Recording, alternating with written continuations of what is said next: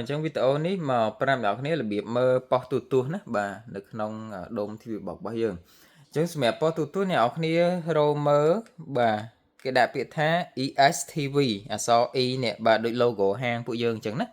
អញ្ចឹងសម្រាប់ ESTV ហ្នឹងពេលខ្លះវាមិនមែននៅក្រោយអញ្ចឹងទេវាអាចនៅមុខបាទវាទៅតាមខាងពួកយើង set up ដាក់ចូលអញ្ចឹងណាអ្នកគ្នាអាចរក logo ហ្នឹងទៅ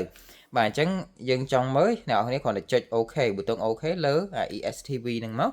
បាទវានឹងធ្វើការដំណើរការចូលទៅក្នុងបាទ app មើលប៉ុស្តិ៍ទូទស្សន៍ហើយបាទហើយយើងចាំមក plate មកបាទវានឹងចេញប៉ុស្តិ៍មកតែម្ដងបាទអញ្ចឹងបងឃើញហ្នឹងគឺវាចេញប៉ុស្តិ៍មកហើយតាក់ទងជាមួយសលេងនេះ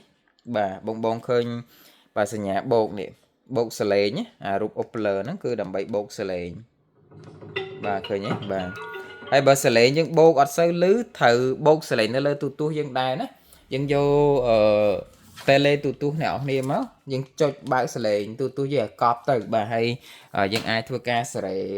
តិចខ្លាំងអីទៅតាម tele TV box របស់យើងតាមក្រោយបានអូខេហើយសម្រាប់ការដូរប៉ុស្តិ៍ជាទូទៅបើកមកវាចេញប៉ុស្តិ៍បែបហ្នឹងអ្នកនរគ្នាចង់មើលប៉ុស្តិ៍មុខបងចុចទៅខាងលើនេះក៏បានដែរណាបាទឬក៏ចុចអក្សរ P នេះក៏បានដែរវាដូចគ្នាទេនេះអក្សរ P លើក្រោមហ្នឹងគឺសម្រាប់ដូរប៉ុស្តិ៍ដូចគ្នាណាឃើញទេបាទវាដូរប៉ុស្តិ៍ដូចគ្នាទេហើយក្នុងករណីที่ថាបងមើលប៉ុស្តិ៍ខ្មែរតែបងចង់មើលទៅលើប៉ុស្តិ៍អីផ្សេងយើងចុច OK ចុច OK រហូតមកណាបាទចុច OK រហូតមកបងនឹងឃើញនេះឃើញទេមានកម្ពុជាមានរឿងនិយាយខ្មែរមានប៉ុស្តិ៍កីឡាមានប្រទេសអីផ្សេងអញ្ចឹងទៅបាទអញ្ចឹងឧទាហរណ៍ថាបងចង់មើលអីមើលសហរដ្ឋអាមេរិកអញ្ចឹងចុះអញ្ចឹងបងចុចទៅលើអាមេរិកបាទបន្ទាប់មកកលឹមហ្នឹងវាចេញប៉ុស្តិ៍អាមេរិកសុទ្ធហ្មងអញ្ចឹងយើងយកមើលមួយណាយើងចុច OK លើប៉ុស្តិ៍មួយហ្នឹងមកណាបាទអូខេអញ្ចឹងបើសិនជាមានប៉ុស្តិ៍ណា error អ្នកនរអាចឆាតប្រាប់ពួកយើងបានខាងពួកយើងអាប់ដេតជូនបាទហើយបើសិនជាបាទប៉ុស្តិ៍មួយចំនួនសម្រាប់ប៉ុស្តិ៍អន្តរជាតិបើសិនជាចេញមកដំបូងវាអត់សូវច្បាស់វានឹងធ្វើការ generate ភាពច្បាស់របស់វាទៅគឺអ្នកនរមើលបានភាពច្បាស់បានធម្មតាបាទ